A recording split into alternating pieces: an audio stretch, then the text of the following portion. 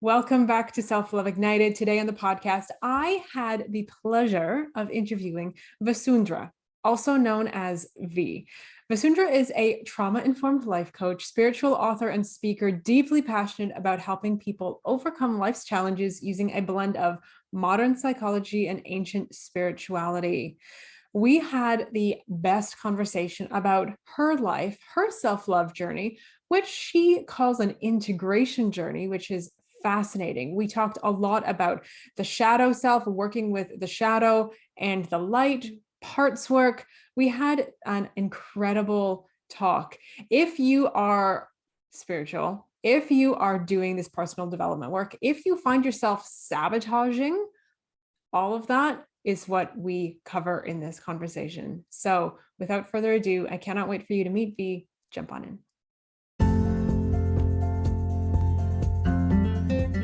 My name is Katie Allen, and this is Self-Love Ignited. Let's get to it. Welcome back to Self-Love Ignited. Today on the podcast, I'm interviewing Vasundhra, also known as V. Vasundhra, welcome to the podcast. I'm really excited to have you here today. I'm looking forward to this conversation. Why don't you take a moment and introduce yourself to everybody? Hi, Katie. Thank you so much for having me on here. Hi, everybody. My name is Vasundhra Gupta. I'm a spiritual writer and life coach that runs this little space on the internet called my Spiritual Shenanigans. A little bit more about me. I've transitioned out of a corporate job to pursue my passion for all things spirituality and psychology. Today, here with Katie, I hope to share some of those stories with you and to inspire and ignite some of your self-love. Yeah. And I know we talked a little bit about your story when we first connected a few weeks ago. And I think you have a lot of really, really relatable things that have happened in your life. And I love what you're doing in the world. And I'm grateful, that we're able to actually have this conversation today. It's going to be good. It's going to be good. I'm looking forward to it. Let's do it. Yeah. So this podcast is all about self-love, right? It's in the name, Self-Love Ignited. It's all about self-love and telling the stories of people just like you who have come from a place of maybe not liking parts of themselves, not loving parts of themselves, and sort of coming to this place of embracing who they really are. So V, I want to just invite you to share your story. Tell us a little bit about the challenges that you faced when it came to your relationship with yourself. Like, bring us back to the beginning. Where did this begin for you? That is super, super interesting as a question. If I think of the origin of self-love,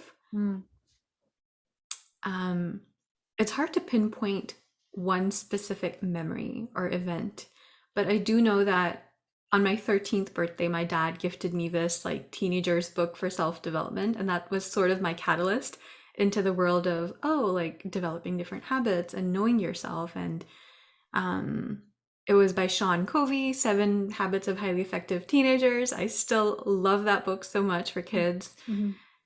The journey basically was about, as an only child, knowing how to be content.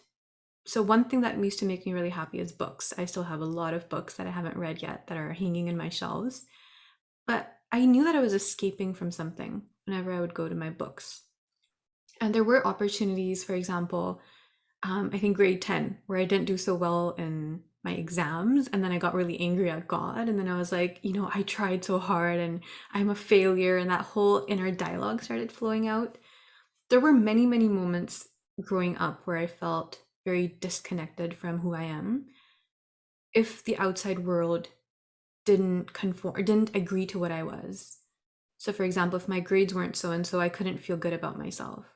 If, I didn't have the partner I wanted, I couldn't feel good about myself. If I didn't have the career I wanted, I wasn't feeling good about myself. So it was like validation from the outside. Mm-hmm. And it was in so many different forms, I can't even remember what was the origin, but that's where it started. Yeah. And that's so common, right? Is us looking for validation from outside. And I mean, I think to a certain degree, it's normal at certain stages of life, but at some point it starts being harmful and it starts holding you back and it starts changing things, right? So if you can sort of see now that you were like really looking for that outside validation, what did that do to like your relationships? What did that do to your sense of self? What did that do to your relationship with yourself? Like what was happening on the inside? That's a great question. When I think of like my younger self, the version of me that did not have the tools and resources that we as coaches today would have, it was a lot of restlessness, almost this feeling of somebody come save me. Mm. I don't know what I need to do. What am I doing wrong? What's wrong with me? Why am I this way? Why aren't other kids or other people around me troubled like the way I am? I remember a very specific time in grade 7 or 8 when we had a relative over, and they looked at me and they're like, "You don't look like a kid. You're so serious and so like upset all the time." Mm. And it still sticks with me till this day. And there's a reason why I like to smile extra hard when I meet people, is because I want to pull out that light within me that was for some reason just kind of suppressed. Mm. Yeah. So I think it was a lot of shadow that I never learned how to integrate. And Yeah. it showed up in different ways. Yeah. Yeah. And that's what our shadow does, right? Is it shows up in different ways until we address it, look at it, heal, what, whatever words you want to use, but like it needs something and it's going to keep showing up. Yeah. Yeah. So that sort of, that shadow, like how did that follow you into adulthood? Hmm. So the most recent example, and I gave a workshop about this a few weeks ago, in January 2022, I was standing in front of downtown Vancouver Public Library, and I love books, right? And I didn't even want to go inside a bookstore, like inside a library. I just felt really lost and I was crying. I remember it was raining and I was also crying. So it Mm. was just like cinematic moment, and it was not pleasant at all. It was not like they show in the movies. Before I digress too much, that shadow followed me because I believed when I had transitioned out of my corporate job that I was going into something I would feel fulfilled from for Mm. the rest of my life. So knowing that I was a writer and I was a coach and I was doing reasonably well at that point, it just didn't make sense for me to have this part of me that was still hollow and dark and didn't like what was going on. It was just so counterintuitive, right? My younger self would have like killed for this, Yeah. to be in this position, and yet here I was. And that's how I can relate to that shadow the most recently. And what it looked like was just, every day there would be so much of, I call it like the mind collapsing on itself, Mm. where it's like you just begin to shut down on you and you do seek out resources. That's what we've been taught as coaches is, become resourceful within yourself. If you can't, then find resources outside of you. And it was just not working, any of it, right? So one thing I do realize at this point in my journey is that chemically we become off as well when the shadow shows up, Mm. right? There are certain chemicals in our body that are askew, whether it's like seasonal depression that shows up for some people, or anxiety, or whatever be it. So when you're fighting against your mind and your body, it just kind of it's like one problem on top of the other. Mm-hmm. Um, it's tough. I don't know how else to describe it. It's just really tough.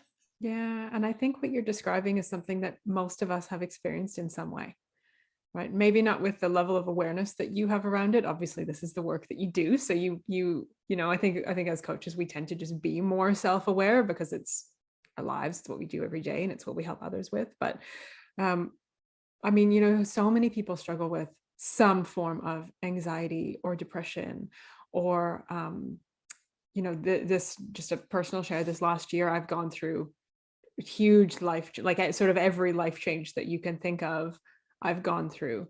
And I've had a few panic attacks and I've had some like spiraling and some darkness, and like it's real, and it's a physical thing and it's a mental thing and it's an emotional thing. um and I don't think it's, there's nothing wrong with having it, but it's like, what do you do once you see it, right? Like what do you take from it? What lessons do you learn? How do you move out of that? So um I want to ask you that. Like we can look at sort of your self-love journey as a whole, or even just from that incident at the library. But like, what did you do, or what are you doing to overcome that, to overcome whether it be like that sort of darkness, or the shadow within you, the self-doubt, like whatever else is happening inside of you, like what does that process look like for you? Yeah, for sure. So I think one thing that really helped me was to up my vitamins, my minerals. I kind of consulted different modalities of doctors. So I have a really good naturopath. She recommended different like hormonal balancing powders and all the works. And those, I would say, start at the body level. Start by kind of feeding yourself the right foods. And for some people, it can almost be self-sabotage because at that point you're already feeling so low that you want to just eat whatever you can, like, we have chocolates or just those are short term. And I see that and I acknowledge that part of you that wants to just go for comfort or doesn't feel like you're worthy of having something healthy. But notice that is the shadow, that part of you that self-sabotages and compromises on the quality of your life is the shadow. And talk to it. What is its deepest desire for you? What does it really want for you? Why is it doing this to you? My discovery was that when I go towards those sugary items, they were like a reward for me. So, for example, if I've had a long day after work, it was just natural tendency go into the cabinet, pull out like a Purdy's chocolate, our Canadian specialty, Yeah. and I had to discover a different way to fulfill that need. Right? So I moved from having chocolates into instead maybe doing a little bit of gaming on my phone or on my PS5. Yes, I'm a PS5 gamer. Um, the important thing for us to just remember is that our shadow is also our friend Yeah. and that it might be acting in a way which is contradictory, but it still has some wisdom inside. And if we Mm. learn to tap into that, then we can learn how to bring it on board versus fighting it. Yeah. And another piece is that when I think of a couple of friends or clients that have come up in the past couple of months that are going through the same situation, they have a different level of hesitation. So for some people that are not used to like popping multivitamins or going to doctors for these kind of conversations, in a way we're getting in our own way for healing. Mm. Because if you know that there's potential for your body to heal and you could feel better, but because there's maybe stigma or there's just general anxiety around going to doctors or you're not willing yet to get that kind of support, then you limit your progress. You could be moving at a different pace. And I'm not saying that pace would have been better, but who doesn't want to feel better faster? Yeah. Right? So if you Yeah. can, just drop that stigma for a month. It's like my challenge. It's like 30 days or for 7 days, can you try this out? And if it absolutely doesn't work, just, you can block and delete me. But I've seen outcomes where people are like, okay, for once, I'm going to bring that shadow on board and we're Mm. just going to do whatever's good for me and then we'll see what happens. And usually it's something that helps them move to the next level. Yeah. And, I think that you touched on something really important there, which is like your shadow is your friend. Your shadow wants something for you. And this is something that, I mean, I've definitely experienced myself and I've seen it with lots of people where, and I think it's a pretty natural thing is what we do is we identify, right? Like there's this part of me that is doing this thing, it's sabotaging, or it's, pulling me into this bad habit or this mindset. And I just want to get rid of it. I just want to rip it out. I just want this part to not be with me anymore, right? Like I can't even tell you the number of times I've had people say that to me, like, oh, I just don't want this part of me. And it's like, but what you're doing in that case is rejecting part of you. And no good can come from rejection. If instead you get curious about it and you embrace it with love and you do exactly what you just said, which is look at it as a friend and talk to it and say, like, what do you want from me? That's where growth is. That's where healing is. Like so much beauty comes out of that right there. Yeah, Yeah. absolutely. I'm Yeah. interested to hear what are some of your tidbits around shadow work or whatever you call it. Yeah. I mean, I talk a lot about parts work, but I mean, parts is just, acknowledging that there are different parts of ourselves. Right. And yeah, you can call it the light and the dark or the shadow or whatever. It's all the same, I think, right? It's just different words for the same thing. And I do a lot of that, like talk to it, talk to it, find what's its positive intention is. Another big thing is I always say that self-sabotage is self-love, because it's acknowledging that the part of you that is sabotaging, the part of you that is repeatedly reaching for, the chocolate in the evening when you're stressed. By the way, I eat chocolate every day. There's nothing inherently wrong with chocolate, but when you, but like when you find yourself and you're like mindlessly eating, or you're mindlessly like reaching for whatever that is, it's like that part of you wants something positive for you. So it is probably trying to keep you safe, or trying to keep you happy, or trying to keep you in a space where you're loved. So it sabotaging you is actually working towards what it thinks it's best for you. So sabotage is self-love. So it's not about ripping that part out of you. It's about talking to it and saying, like, I see what you're doing. I appreciate what you want from me. I want to try a new way. How can we work together? Yeah. Brilliant. Yeah. I love that. Yeah. It's so funny that you say that. Yeah. No, go ahead. Go. I was just saying, like, I was thinking the same thing, and I shared this with my readers, as self-sabotage is a myth. Yeah. There's really no such thing as self-sabotage. It's all for you. Yeah. But sometimes you don't like what you're doing, and there's wisdom in that. How parallel that is. That's beautiful. Yeah, for sure. V, I want to know, do you, like, on this journey that you are on, does this feel like a self-love journey to you? Like, does that term feel true? Is it more like self-compassion, self-respect, self-discovery? Like, what if you had to label it? I'm not all for labels, but I'm curious about this one. What would you label it as? That's a really good question, Katie. I think the word that always sticks out for me recently is integration. So it's integrating light and shadow, like you say, or ego and soul. It's bringing things together. It's like collaboration internally and externally. Yeah, that's But beautiful. self-love, self-care, like they're great words as well. Yeah. And like, it's a different way of looking at it. Right. And I like to ask that question. And I like your answer, by the way. That's a good answer. Nobody's given me that one before.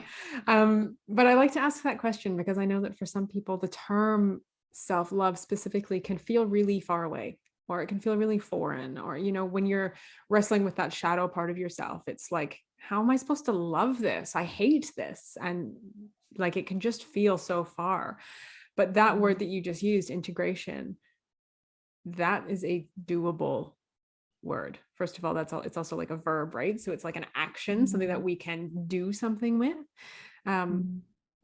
But integration is, I think, achievable for most people. It's like more approachable. Yeah. I like that analysis. I did not think that through. Yeah, no, it's good. It's good though. Like, that's what these conversations are all about, right? Is looking at it from a different way. And I've never looked at it from that way before. It's a good thing. Yeah, thank you. Great. We both had that moment where it's like, aha. And you're like, aha. Those are, right? Like, that's the magic, the aha moments. Absolutely. So V, I want to know, like, what tools or practices, like, let's get sort of really practical here. What tools or practices do you find to be most useful on this integration journey? Is it like, are you meditating? Are you journaling? Are you like, what's like the physical things that you are doing that help? I have a laundry list of things that I've been doing, and I do not want to talk about all of them because that's not the kind of, I don't want to set that expectation and want people to assume that that's what they have to do in order to be integrated. No, it's just, I love trying on new things. So I'm going to talk about the one thing that is my fundamental daily practice is our parts, or this shadow lives in the body. It's not just a concept in your mind. And a lot of the work I do is somatic, which means we use the wisdom of the body to heal. What that would mean is, let's say you have this tendency, again, we're going to use my chocolate example. I love chocolate, by the way. There's nothing wrong with it, like you said, Katie. But let's use that example of chocolate. If you could pause in that moment before you go out for the chocolate, notice in your body where that grabbing tendency is coming from. Is it in your tummy? Or is it in your chest? Is there something in your throat or in your mouth? There's a craving, there's an urge within you that's energetic. If you could just tune into that and feel into that and see if it's new or if it's old or familiar. And most of the time, it is very old. It's like an ancient energy that you've been carrying since you were like 10 years old or 5 years old. The moment that energy goes back in time with you, gather that memory. So it could be just, you had a pizza party and you watched every kid going for chocolate and then being very happy. And then you realize, I want to go for chocolate. It makes me very happy. Look at that younger version of you in your mind's eye and be with them. Be with her or him or them, whatever that is for you. And just talk to them. That is your inner child. That is the part of you that's not been integrated, that has spent the last years, decades for some people, just trying to find integration through this very unconscious action. But I want you to go ahead and have the chocolate this time very consciously. And I want you to feel as if you were that child having that chocolate.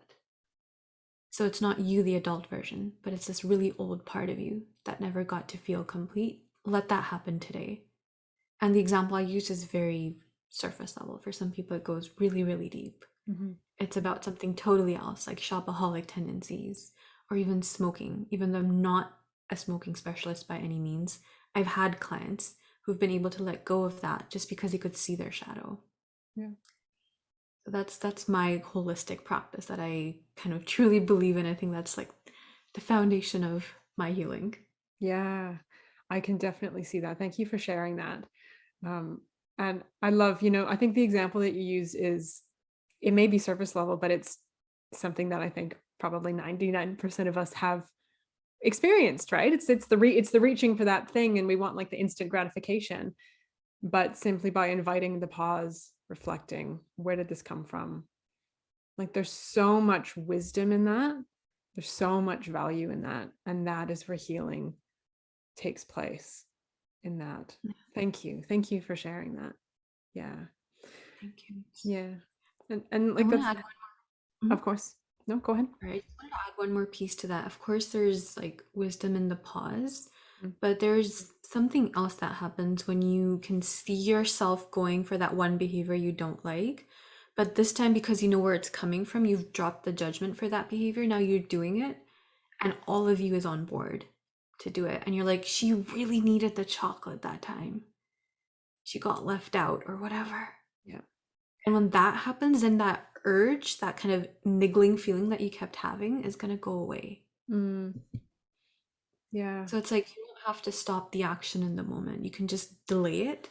And then when you have everything, you understand a little bit more about it, then it's like you can still do the same things you're doing and it would have a very different energy. Yeah. Yeah. Yes. Yes. Yeah. Because all of you is on board because you have integrated, right? So, and then it becomes a conscious choice instead of an unconscious habit. Yeah. Yeah. Bingo. And that's the thing, right? There's nothing wrong with chocolate. Like we both said, there's nothing wrong with going and enjoying chocolate, but it's Yeah. the how and the why, Mm. right? That is the difference. And that very simple, but really like, I know you said the surface level, but like that's deep stuff for people who are not already doing like intentional work on themselves. Like that's a lot. Um, but like there's some incredible potential for change by doing that. Mm. Yeah. Absolutely. So V, I'm curious, like, how would you say that your self-love, your integration, influences your mental health and your overall well-being since you've become more aware of this, since you are now doing these practices and you're sort of living this as your truth? How has that changed your mental health? I think the inner critic, that dialogue that we have with ourselves, which is like berating ourselves and judging ourselves, as we learn to pick a different vocabulary for ourselves Yeah. and we don't take external things so personally, it automatically makes you feel like you're on your own team, Mm. not your own enemy. And of course, that's going to do wonders for your mental health. But if I think a level deeper than that, your inner critic, again, it's just another way of saying it's the shadow, right? And sometimes that voice that you've been carrying around with you isn't even yours. So, one of the questions I love to ask is, whose voice is this really? And it is just fascinating to see. Somebody will remember an uncle or like their mom or their teacher. And so many times it is teachers that people will remember from years ago that for some reason we just carry with us for the next 30, 40, 50 years of our life. Mhm. And we believe that dialogue was ours, but the moment you can see it's not even mine, then the real inquiry starts, because it's like, why was I carrying this around? Yeah. Why was this voice so important to me? And you get to kind of unpack that deeper layer, that deeper pattern, or that deeper need for external validation. Mm. Yeah. Yeah. Yeah. And is this the kind of thing that you do with clients that you're working with now? Is this the kind of work that you do? Yeah, absolutely. Yeah. So any tools that I'm sharing kind of here today, it's personal practice, it's client work, it's coaching work, all of that. Yeah. Yeah. Yeah. So tell me how this journey to integration, this journey to self-love has influenced your journey to entrepreneurship, because inevitably I've asked this question so many times, and inevitably there's always like they go hand in hand, right? Like you couldn't have one without the other. So what does that look like for you? That's a great question. I have honestly not really thought of it that way. And I'm sure there is some level of integration there. So if I think of the shadow work and how it plays out in my business, well, of course, like there are clients that are, or potential clients, or just, people that write you emails and they come from a very different energy than yours. Mhm. And you want to see what that triggers within you. So I have had chances to respond differently, but I did not. So my shadow was speaking through me at that point. And I've gone back and I've apologized, but mostly it's really, really good in business. I feel like business is the biggest mirror for me, um, just because it teaches and triggers us so much in day to day life. Uh-huh. For me, interactions, like a lot of the coaching work I do, there have been times where something really heavy came up in a client call, and I just had to be like, okay, this just kind of threw me off my center. I'm going to need a minute to ground myself. Is that okay? Right? So that's where you kind of, in like real time, like 60 seconds, 90 seconds, you reorient yourself and you talk to that shadow and you're like, okay, I'm going to come back to you. I don't have time for a full process, but Right. I hear you. I see you. Let's get back to you. Yeah. And I appreciate you for sharing that too, because I think for so many coaches, there's this like, what's the word? There's this perception that we need to always have it all together. There's this perception that as a coach, you should just have healed all of your stuff and have done all of the work. And like that, we're still human beings. Like that's not realistic. Mm. But what is realistic is being open, being honest, being in integrity, stepping back when we need it, right? And talking to our clients quite honestly like that, and being like, I just need a moment to integrate that or to deal with whatever that thing is so that I can show up for you. Mm. And what a beautiful thing for yourself, but also what a beautiful way to lead by example for your clients, Mm. because they're going to go out into the world and they're going to get triggered. Something's going to happen to them, and they can either choose to react or they can choose to excuse themselves from that situation for a moment and Yeah. know that it's okay to do that. Yeah, that's beautiful. Yeah. That's beautiful. So you work as a coach, but you're also a writer, are you not? Tell us about that. Yes. I am a writer longer than I have been a coach. Okay. So, I think my first blog was like when I was 18 or 17 years old, and it was just like random stuff like organ donation is important, and like my relation with my parents, and how to do really well in the last year of college. Like it was just a bunch of stuff that I had on there. But Mhm. more formally, I started on Instagram 5 years ago, and it was an anonymous account that eventually I started showing my face on, and it became my Spiritual Shenanigans. I have a full-on blog. There's over 150 articles at this point that go into the depths and the details of everything I'm sharing here today. And I've written 2 ebooks. They're spiritual in nature. So one is about spirit animals and how they play a role in our life. Just some fun stories and some ideas of how you can connect with your spirit animals. And the other book is Homecoming. It's a spiritual awakening guide for those that have undergone a spiritual awakening and can't really share it with other people around them. So it's to help them bridge that gap, build the vocabulary so that you can talk to your family and not feel crazy, and help them understand the woo-woo stuff, even if they don't really have that experience with you. So yeah, there's a lot of writing that happens behind the scenes also. That's incredible. I think that that's amazing. Also, those books both sound, I don't even know that you had those two books, and I would like to read both of them now. For sure. They're very easy to get. They're on Amazon Kindle, Okay, and you can just look them up, yeah. cool. Yeah, and I'll make sure that the link to that is in the show notes, so anybody who's listening can click through and find that real easy as well.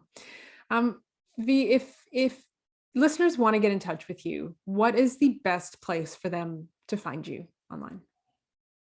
I'm by the same name on Instagram, so my Spiritual Shenanigans. Okay. You are welcome to DM me. However, I don't always check my there's like another, it doesn't come directly in my inbox. So again, this just, if you need to reach out and there's a better way to do that, then that would probably be through my blog. Okay. So go to myspiritualshenanigans.blog. You can use the contact form.